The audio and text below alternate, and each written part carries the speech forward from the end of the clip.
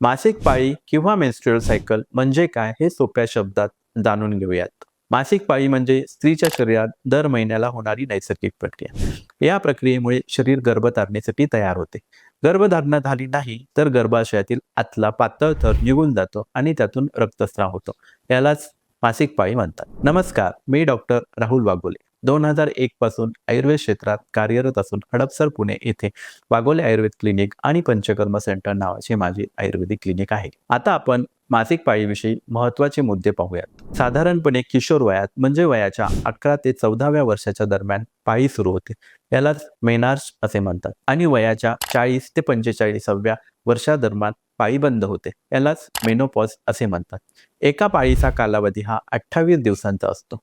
काही स्त्रियांमध्ये हा कालावधी 21 ते 35 दिवसही असू शकतो. आता आपण मासिक पाळीचे टप्पे पाहूयात. याचे 4 टप्पे असतात. पहिला टप्पा मेन्स्ट्रुअल फेज म्हणजेच पाळीचे दिवस.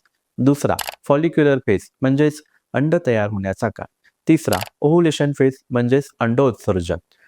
चौथा ल्युटियल फेज म्हणजेच पुढील पाळीसाठी तयार करणे. आता आपण प्रत्येक टप्पा एक एक करून समजून घेऊया. पहिला टप्पा मेन्स्ट्रुअल फेज म्हणजे मासिक पाळीचा टप्पा, जो साधारणपणे पहिल्या दिवसापासून सुरू होऊन 5व्या दिवसापर्यंत असतो. याची सुरुवात पहिल्या दिवसापासून म्हणजेच ज्या दिवशी मासिक पाळी सुरू होते तेव्हापासून होते आणि साधारणपणे 5व्या दिवसाच्या आसपास संपते.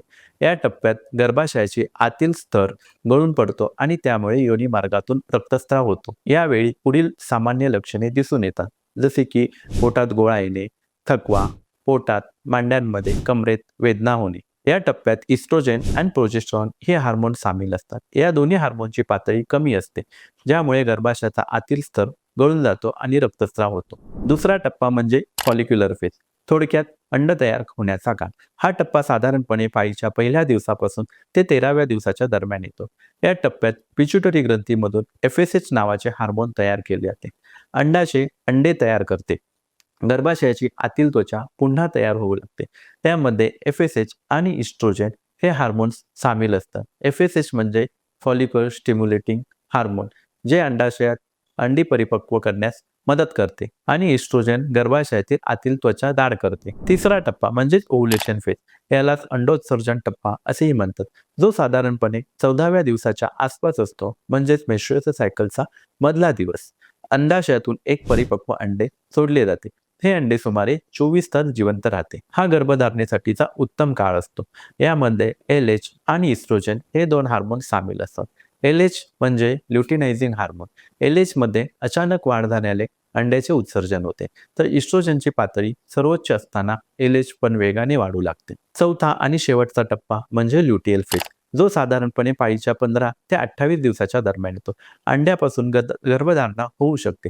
या टप्प्यात पुढील पाळीची तयारी सुरू होते. या टप्प्यात प्रोजेस्टेरॉन नावाचे हार्मोन गर्भाशयाला गर्भधारणेसाठी तयार करत असते.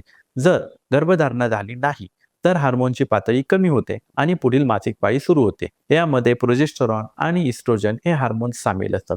या टप्प्यात प्रोजेस्टेरॉनची पातळी खूप जास्त असते, ज्यामुळे गर्भाशयाचे अस्तर टिकून राहते. इस्ट्रोजनची पातळी मध्यम असते आणि जर गर्भधारणा झाली नाही तर प्रोजेस्टेरॉन आणि इस्ट्रोजनची पातळी अचानक कमी होऊन मासिक पाळी सुरू होते. मासिक पाळी का महत्त्वाची आहे? यामुळे स्त्रीच्या आरोग्याची माहिती समजते, गर्भधारणेच्या नियोजनासाठी उपयुक्त, हार्मोन्समुळे मन, शरीर आणि शारीरिक क्षमता यावर परिणाम होतो. पाळीच्या काळात पाळावयाचे काही नियम पाहूयात. यामध्ये पचायला हलका आहार घ्यावा, कोमट पाणी प्यावे, भरपूर विश्रांती घ्यावी, थंड, आंबट, तिखट पदार्थ टाळावेत, जड उचलणे, व्यायाम, उपवास टाळावा. आयुर्वेदानुसार नियमित येणाऱ्या पाळीमुळे गर्भाशय शुद्ध राहते, हार्मोन्स संतुलित राहतात, स्त्रीचे शारीरिक आणि मानसिक आरोग्य सुधारते. धन्यवाद.